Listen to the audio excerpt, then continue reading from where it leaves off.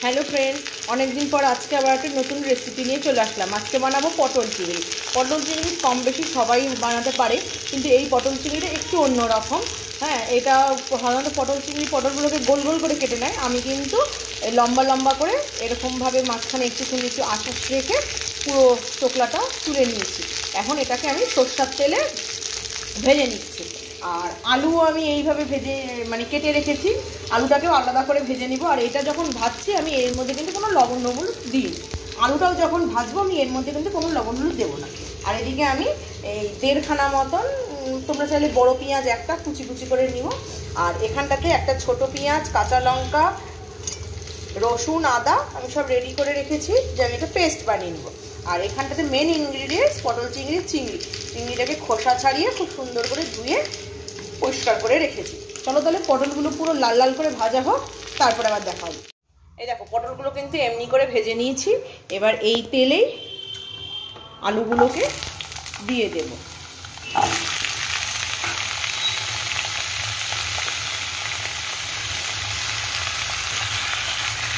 আবারও বলছি, এই আলু পটল ভাজার সময় কিন্তু আমি কোনো লবণ হলুদ ব্যবহার করব না।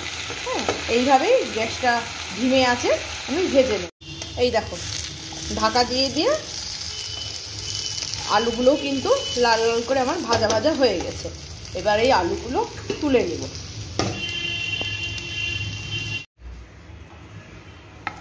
এবার আমি কড়াইয়ে সরষের তেল দিয়ে দিয়েছি।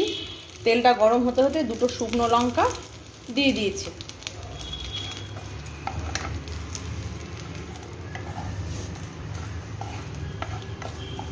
শুকনো লঙ্কাটা ভাজা ভাজা হতে হতেই আমি এর মধ্যে কুচি করে রাখা পেঁয়াজগুলো দিয়ে দিলাম।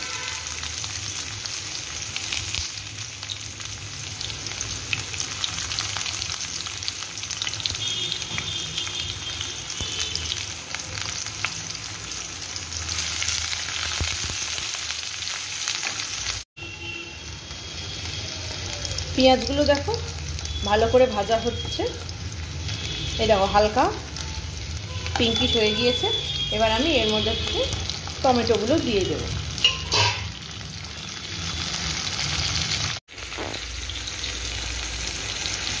এই দেখো টমেটোটা দিয়ে কিছুক্ষণ ভাজা হতে হতে টমেটোটা কিন্তু একটু নরম হয়ে গিয়েছে। এরপর আমি এই আগে থেকে পেস্ট করা পেঁয়াজ, রসুন, আদা, কাঁচা লঙ্কার পেস্টটা আমি এর মধ্যে দিয়ে দেব। দিয়ে খুব সুন্দর করে কষিয়ে নেব। এই দেখো এর মধ্যে আমি বাকি মশলাগুলো দিয়ে দিয়েছি, হলুদ গুঁড়ো, কাশ্মীরি রেড চিলি, জিরের গুঁড়ো আর ধনের গুঁড়ো। এবার আমি কিন্তু এখনও লবণ দিইনি। এবার আমি এটাকে খুব সুন্দর করে কষিয়ে নেব। আর এই খন্তার সাহায্যে কিন্তু আমি টমেটোগুলোকে একবারে ভেঙে দেব।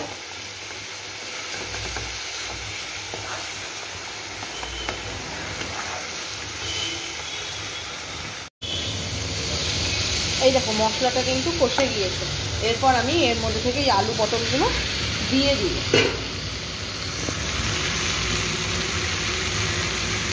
এরপর আমি এর মধ্যে স্বাদ অনুযায়ী লবণ দিয়ে দিই।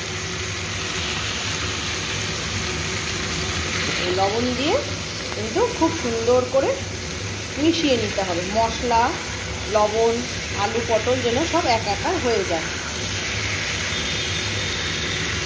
আমি এর আগেও পটল চিংড়ি বানিয়েছি, কিন্তু গোল গোল করে আলু, গোল গোল করে পটল করে। আমার বাড়িতে পটলও ভালোবাসে, আর চিংড়ির তো কোনো কথাই নেই। যতই চিংড়ি রান্না করি তাও যেন চিংড়ি কম পড়ে যায়, এতই সবাই চিংড়ি ভালোবাসে। হ্যাঁ, তো এইভাবে নেড়ে কিছুক্ষণ গ্যাসটাকে ঢাকা দিয়ে গ্যাসটাকে সিমে রেখে দিতে হবে, যাতে খুব সুন্দরভাবে মশলাটা অ্যাবজর্ব হয়ে যায়। এই দেখো চিংড়িটাকে কিন্তু আমি মিক্সিতে একটু ঘুরিয়ে নিয়েছি, কিন্তু চিংড়িটা কিন্তু দানা দানা আছে। এবার এই মশলাটা খুব সুন্দরভাবে কষিয়ে নিয়েছে। এবার এই মশলার মধ্যে আমি চিংড়িগুলোকে দিয়ে দিব। এবার এটাকে খুব সুন্দর করে আমি মিশিয়ে, এই দেখো চিংড়ি মাছ দেওয়ার পরে কিন্তু আমি কড়াইটাকে ধরে খুব সুন্দর করে কষিয়ে নিয়েছি। আর কয়েকটা পাকা কাঁচা লঙ্কাও দিয়ে দিয়েছি। হ্যাঁ, এবার পুরো লেগে লেগে যাচ্ছে।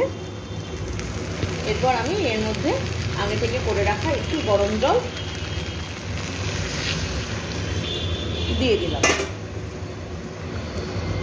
দিয়ে খুব ভালোভাবে নেড়ে নিয়ে, দেখেছো চিংড়ি মাছগুলো কিন্তু এই দেখো দানা দানা হয়ে আছে, বুঝতে পারছো কি তোমরা ক্যামেরাতে?